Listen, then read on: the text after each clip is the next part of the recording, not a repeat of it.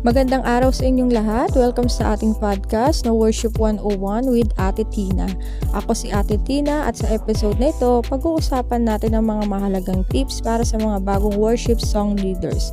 Naway makatulong ang mga ito sa inyong paglilingkod. So let's dive in. Bilang isang bagong worship song leader, marami akong gustong i-share sa inyo batay sa aking 14 years na experience sa worship team.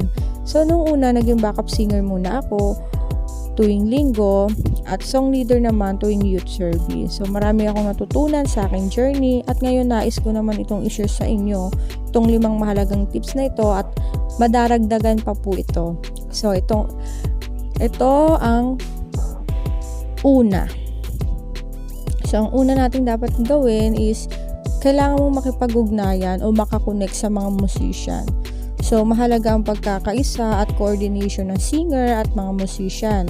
So, bilang song leader, kailangan mong ma-lead sila sa sequence ng kanta. Kung ilan ang bilang ng chorus, yung bridge, anong key ng kanta, at mga pagbabago na gusto mong gawin. So, importante ang advance signal lalo na kung may ipapaulit ka na chorus or mga bridge ng part ng song. So, unity is key.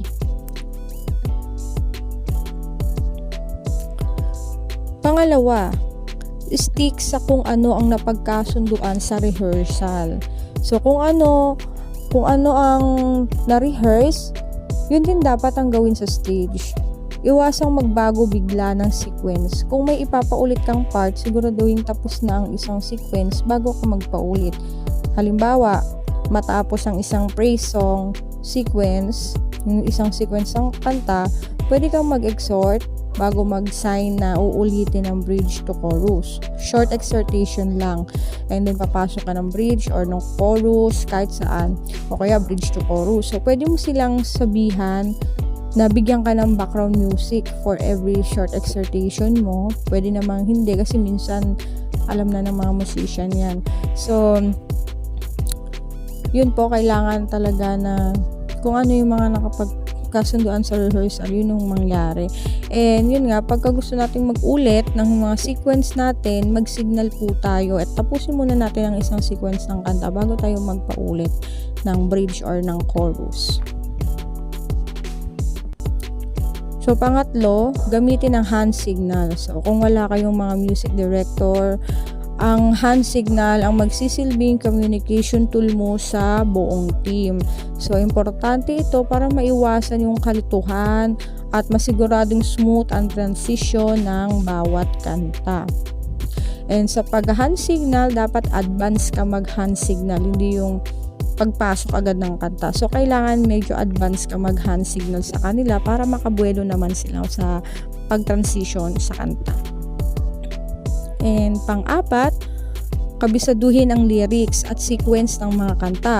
So, meron tayong 6 days para i-memorize ang lyrics ng kanta. So, kahit meron tayong monitor para sa lyrics, mas mainam pa rin na kabisado mo yung lyrics. So, mas may di-deliver natin yung kanta or mas ma-deliver mo ang kanta ng maayos kung hindi ka naguguluhan sa lyrics at sequence. Yun, mas mapifeel mo yung song kasi you know the sequence and you know the lyrics. So, panghuli, panglima, itong pinaka-importante, manalangin.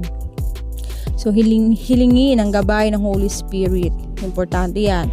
So, mahalaga ang panalangin upang maipahayag ang tamang mensahe at ma-encourage natin ang congregation na magpuri sa Panginoon. So, hindi natin magagawa ang anumang bagay nang walang gabay sa Diyos. So, dapat tayong magpatulong sa Holy Spirit dahil siya lamang ang nakakaalam kung paano natin maibibigay ang the best praise and worship para sa Panginoon. So, ayan ang 5 tips na essential para sa mga bagong worship song leader. Sana ay makatulong ito sa inyo. So, kung meron kayong mga katanungan o gustong idagdag, huwag mag-atubiling mag-message or mag-comment. Thank you for tuning in to Worship 101 with Ate Tina. Hanggang sa susunod, pagpalain kayo ng Diyos. Ito si Ate Tina, nagpapaalam. God bless you all.